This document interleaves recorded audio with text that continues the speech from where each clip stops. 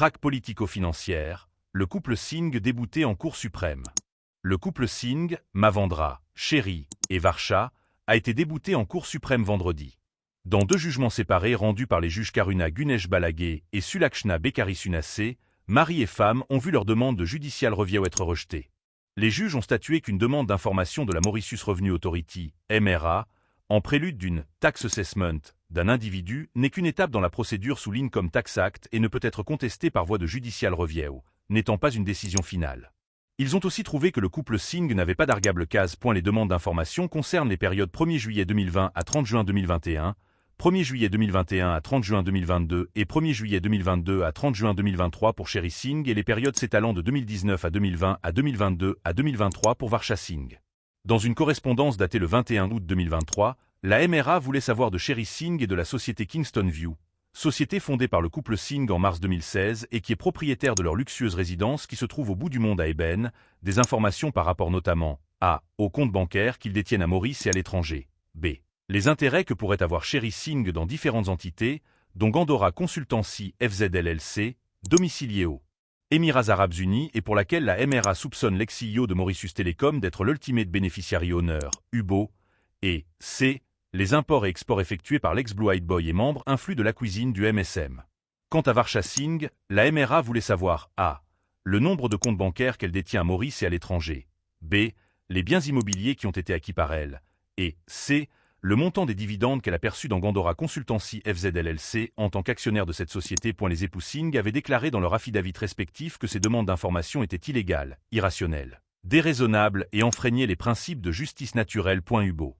De Gandora Consultancy FZLLC. Par la voix de leurs hommes de loi, Maître Urmila Boulel, SC, pour Sherry Singh, et Maître Satyaji Boulel, SC, pour Varsha Singh, ils avaient demandé à la Cour d'émettre plusieurs ordres, dont un annulant la décision de la MRA de leur demander lesdites informations. Sherry Singh était même allé jusqu'à déclarer que la MRA s'était embarquée sur une far-reaching phishing expédition. Alors que, dit-il, il faisait l'objet d'une chasse aux sorcières après avoir démissionné de son poste de CEO de Mauritius Telecom en juin 2022 et être tombé en disgrâce auprès de l'ancien régime de qui il était proche. Il avait qualifié la démarche de la MRA d'oppressante.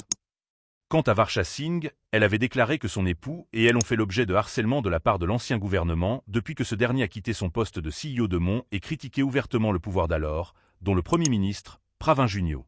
Elle en tient pour preuve une question de ce dernier lors d'une sortie publique, qui voulait savoir si Richemont Capital, une société qu'elle a incorporée en juillet 2009, avait utilisé des fonds d'origine douteuse pour l'acquisition d'une propriété qui appartenait à son épouse Kobita Junio et à son beau-frère Sanjeev Randne. Varsha Singh avait aussi relaté comment la Special Striking Team avait fait une descente à sa résidence au bout du monde et qui avait conduit à son arrestation et celle de son époux. No arguable case. Après avoir écouté les arguments de la partie adverse, dont Maître Shekil Boiro, principal state counsel pour la MRA, les juges sont arrivés à la conclusion que non seulement le recours à une judicial review pour contester la demande d'information de la MRA était prématuré à ce stade, n'étant qu'une étape dans la procédure de tax assessment d'un individu et, donc, pas une décision finale qui peut être contestée par voie de révision judiciaire, mais aussi que le couple Singh n'avait pas d'argable case.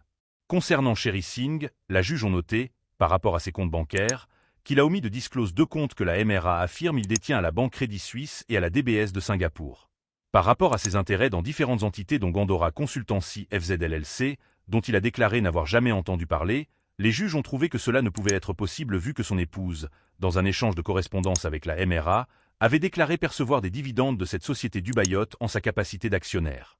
En ce qu'il s'agit de ses imports et exports, la MRA relève des importations pour un montant de Rs13M, chiffre que conteste Sherry Singh. Quant à Varsha Singh, la MRA l'avait informé qu'elle n'était pas satisfaite de ses income tax returns pour les années mentionnées plus haut et que selon les informations à la disposition de l'institution, elle fait l'objet d'un assessment d'un montant total de Rs40, 778. 618 répartis comme suit. Rs8, 229, 464 2019 sur 2020, Rs12, 627, 892 2020 sur 2021, Rs11, 705, 643 2021 sur 2022 et Rs8, 215, 619 2022 sur 2023. Elle avait aussi été informée que la MRA détient des informations qu'elle avait acquis une propriété située dans la marina de Dubaï au coût de 3,9 cents, 000 de dirhams le 2 octobre 2019 qu'elle a par la suite revendu 3 ans plus tard, soit le 17 octobre 2022. Importante somme d'argent. La MRA l'avait enjointe de fournir des détails sur cette transaction et ses sources of funds. De plus, des détails étaient recherchés sur d'importantes sommes d'argent déposées sur ses comptes dans différentes banques mauriciennes dont 2, 590, 183 dirhams, RS24, 632, 636 pour la période se terminant au 30 juin 2019. 5, 426, 618 dirhams, RS58, 199, 073 pour la période se terminant au 30 juin 2020. 3, 090, 482 dirhams, RS35, 200, 583 pour la période se terminant au 30 juin 2021 et 663, 091 dirhams, RS8, 063, 183 pour la période se terminant au 30 juin 2022. L'attention de Varsha Singh avait aussi été attirée sur le fait qu'elle n'avait pas disclosé deux comptes bancaires que la MRA affirme elle détient à la DBS de Singapour et à la RAS Al-Khemah de Dubaï. Par ailleurs, le couple Singh avait plaidé que ces demandes d'information étaient time-barred sous l'Income Tax Act. Argument que la Cour suprême n'a pas retenu point pour toutes ces raisons, les juges ont rejeté la demande de judicial review de Sherry et Varsha Singh, ce qui signifie que, théoriquement, ils n'en ont pas fini avec leur tracasserie avec la MRA, qui devrait continuer à les traquer. À moins que des forces occultes ne viennent à leur rescousse, Sherry Singh ayant ouvertement fait campagne pour l'Alliance du changement aux dernières élections. Traque politico-financière, le couple Singh débouté en Cour suprême. Le couple Singh, Mavendra, Sherry et Varsha, a été débouté en Cour suprême vendredi. Dans deux jugements séparés rendus par les juges Karuna Gunesh Balagé et Sulakshna Bekari-Sunase, mari et femme ont vu leur demande de judicial review être rejetée. Les juges ont statué qu'une demande d'information de la Mauritius Revenue Authority, MRA, en prélude d'une tax assessment d'un individu n'est qu'une étape dans la procédure sous l'Income Tax Act et ne peut être contestée par voie de judicial review, n'étant pas une décision finale. Ils ont aussi trouvé que le couple Singh n'avait pas d'argable case. Les demandes d'information concernent les périodes 1er juillet 2020 à 30 juin 2021, 1er juillet 2021 à 30 juin 2022 et 1er juillet 2022 à 30 juin 2023 pour Sherry Singh et les périodes s'étalant de 2019 à 2020 à 2022 à 2023 pour Varsha Singh.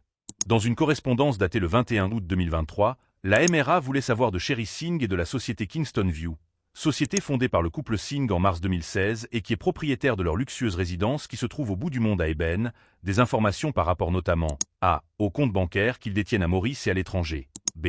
Les intérêts que pourrait avoir Sherry Singh dans différentes entités, dont Gandora Consultancy FZLLC, domiciliée aux Émirats Arabes Unis et pour laquelle la MRA soupçonne l'ex-CEO de Mauritius Telecom d'être l'ultimate beneficiary owner, UBO, et c.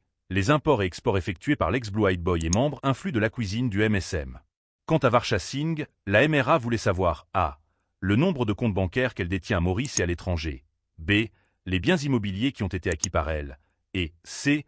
Le montant des dividendes qu'elle a perçus dans Gandora Consultancy FZLLC en tant qu'actionnaire de cette société. Les époux Singh avaient déclaré dans leur affidavit respectif que ces demandes d'information étaient illégales, irrationnelles, déraisonnables et enfreignaient les principes de justice naturelle. UBO. De Gandora Consultancy FZLLC. Par la voix de leurs hommes de loi, Maître Urmila Boulel, SC, pour Sherry Singh, et Maître Satyaji Boulel, SC, pour Varsha Singh, ils avaient demandé à la Cour d'émettre plusieurs ordres, dont un annulant la décision de la MRA de leur demander lesdites informations. Sherry Singh était même allé jusqu'à déclarer que la MRA s'était embarquée sur une far-reaching phishing expédition. Alors que, dit-il, il faisait l'objet d'une chasse aux sorcières après avoir démissionné de son poste de CEO de Mauritius Telecom en juin 2022 et être tombé en disgrâce auprès de l'ancien régime de qui il était proche. Il avait qualifié la démarche de la MRA d'oppressante. Quant à Varsha Singh, elle avait déclaré que son époux et elle ont fait l'objet de harcèlement de la part de l'ancien gouvernement depuis que ce dernier a quitté son poste de CEO de Mon et critiqué ouvertement le pouvoir d'alors, dont le Premier ministre